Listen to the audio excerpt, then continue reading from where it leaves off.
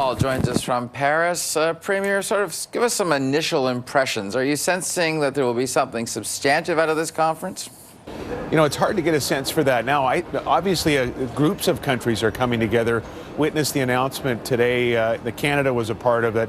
I think 20 countries are going to come together to try to support a focus on renewables. And I think there was a reference to carbon capture in that initiative, and so that's something we're welcoming.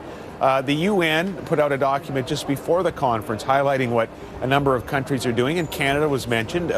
Frankly, you know, it's a bit perhaps promoting Saskatchewan, but our carbon capture project was mentioned specifically. But to your question, I think that it's a bit early to tell what might be the final result of all of this. However, clearly, countries aren't waiting for that. They're coming together and working together, making their own announcements in the days leading up to the wrap up here.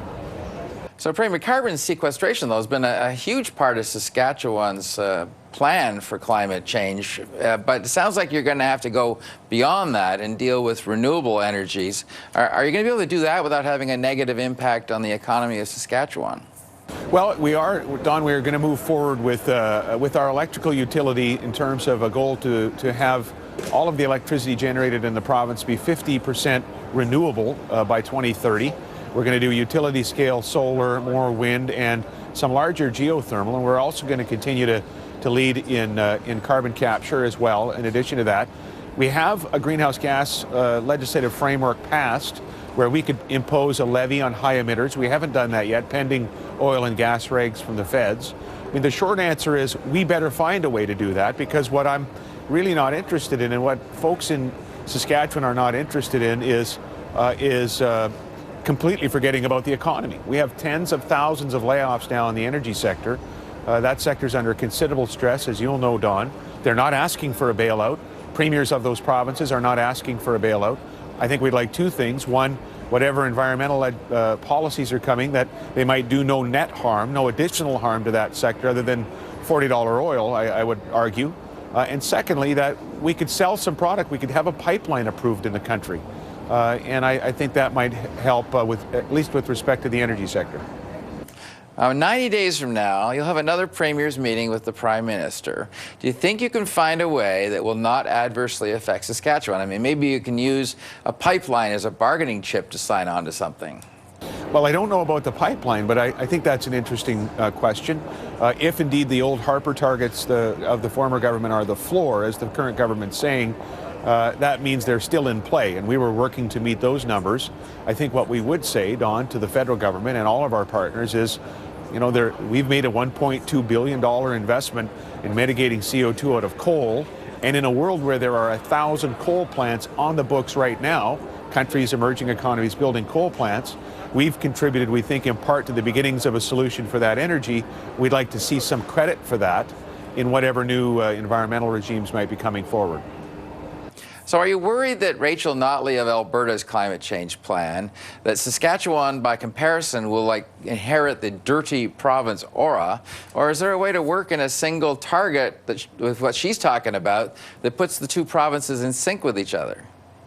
No, I don't. We're not worried about that. We have already announced in the last number of days, 10 days, I think, our commitment to get to 50% renewable energy by 2030. We're already heading down that path.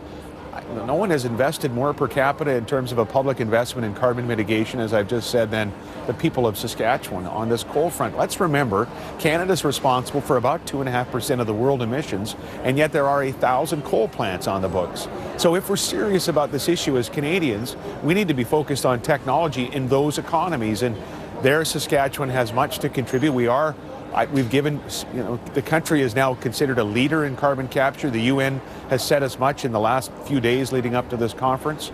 I like what the Prime Minister is committed to in terms of focusing on technology in those emerging economies. And so again, I hope we can play a part. Frankly, I think we can offer a lot to Canada's reputation in the world because of that technological investment that we've already made. Well, certainly that $300 million announcement today that the federal government's made, what's $200 million focused on clean technology, and there's the natural resources angle. That would be you in Alberta. What do you see the money doing, and where will it go? Are there other ways to sort of invest beyond carbon capture that you think the money would be particularly useful for? Well, I think the world needs to continue to make energy sources like solar and wind more efficient, especially the storage issue. So I think anything we're contributing on the storage front will help. We're actually have got a group of scientists, crop scientists in Saskatoon, who are focused on improving the ability for crops to be carbon sinks. In other words, breeding crops both for quality of the end food and the yields, but also for their benefit to the environment. So I think the short answer is yes, there are a number of areas. We happen to have some strength to offer with respect to the world continuing to use coal, but there's a wide array of opportunities there, I think. Bradwell, always a pleasure speaking with you. Thank you.